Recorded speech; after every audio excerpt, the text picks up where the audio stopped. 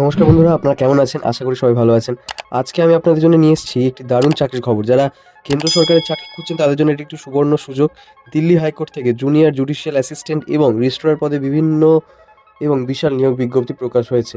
তো চলুন বিস্তারিত জেনে নেওয়া যাক। প্রথমে জেনে নিই চাকরির মূল তথ্যগুলি সম্পর্কে। নিয়োগকারী সংস্থা হলো দিল্লি হাইকোর্ট, অর্থাৎ এটা নিউ দিল্লিতে। পদের নাম হচ্ছে জুনিয়র জুডিশিয়াল অ্যাসিস্ট্যান্ট এবং রেজিস্ট্রার।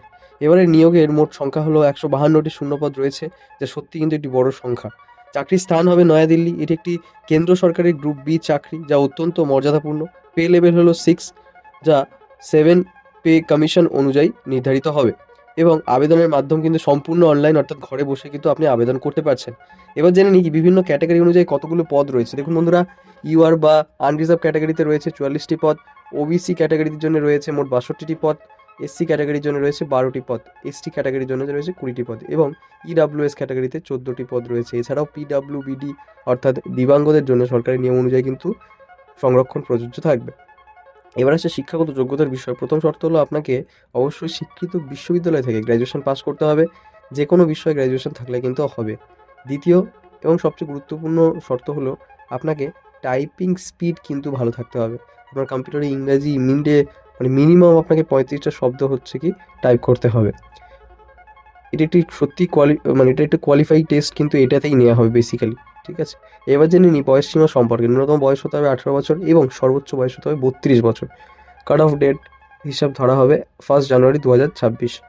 এবারে আসি বয়সের ছাড়ের ব্যাপারে। দেখুন বন্ধুরা, এসসি এসটি ক্যাটাগরি প্রার্থীরা 5 বছরের ছাড় পাবেন। ওবিসি ক্যাটাগরিরা কিন্তু 3 বছরের ছাড় পাবেন। পিডাব্লিউবিডি অর্থাৎ দেবাঙ্গ প্রার্থীরা কিন্তু 10 থেকে 15 বছরও ছাড় পেতে পারেন।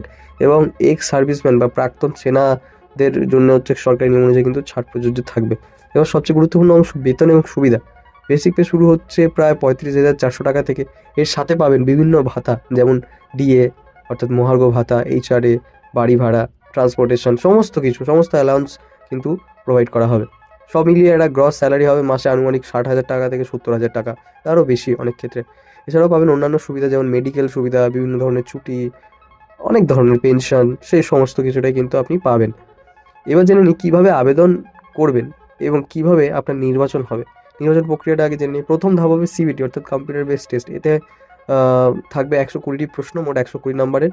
এবং মনে রাখবেন, এতে নেগেটিভ মার্কই কিন্তু থাকবে, তাই সাবধানে উত্তর দিতে হবে। দ্বিতীয় ধাপ হলো ডিসক্রিপটিভ পরীক্ষা। এতে থাকবে রচনা লেখা, চিঠি লেখা, গ্রামার, ট্রান্সলেশন ইত্যাদি। এবং তৃতীয় ধাপ হবে টাইপিং টেস্ট। ইংরেজিতে প্রতি মিনিটে 35টি শব্দ কিন্তু আপনাকে টাইপ করতে হবে কমপক্ষে।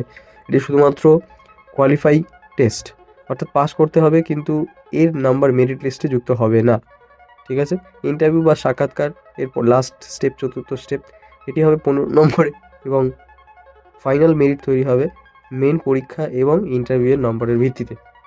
এবার জেনে নিই আবেদন ফি কত রাখা হয়েছে। দেখুন বন্ধুরা, জেনারেল, ওবিসি এবং ইডাব্লিউএস ক্যাটাগরি প্রার্থীদের জন্য ফি হলো 1,500 টাকা।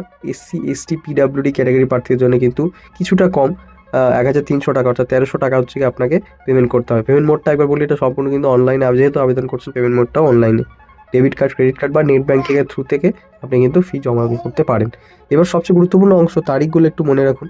আবেদন শুরু হচ্ছে বা হয়ে 4 ফেব্রুয়ারি 2026 থেকে, এবং আবেদনের শেষ তারিখ হলো 23 ফেব্রুয়ারি 2026। মানে আপনার হাতে কিন্তু খুব একটা বেশি সময় নেই।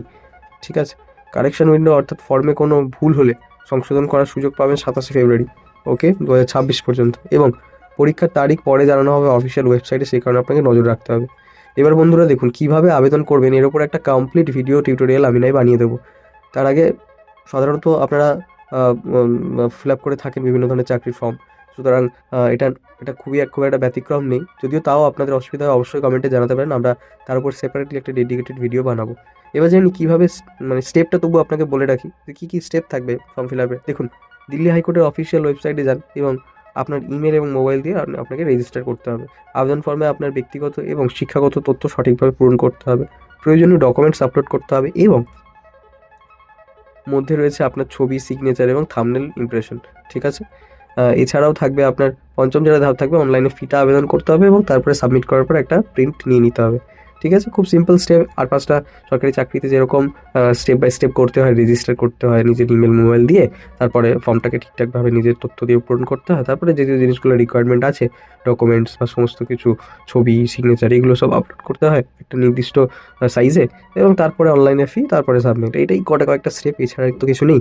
তো বন্ধুরা, এই ছিল দিল্লি হাইকোর্টের জুনিয়র জুডিশিয়াল অ্যাসিস্ট্যান্ট নিয়োগের সম্পূর্ণ তথ্য। যারা যোগ্য তারা কিন্তু অবশ্যই আবেদন করবেন, দেরি করবেন না, কারণ শেষ তারিখ কিন্তু 23শে ফেব্রুয়ারি।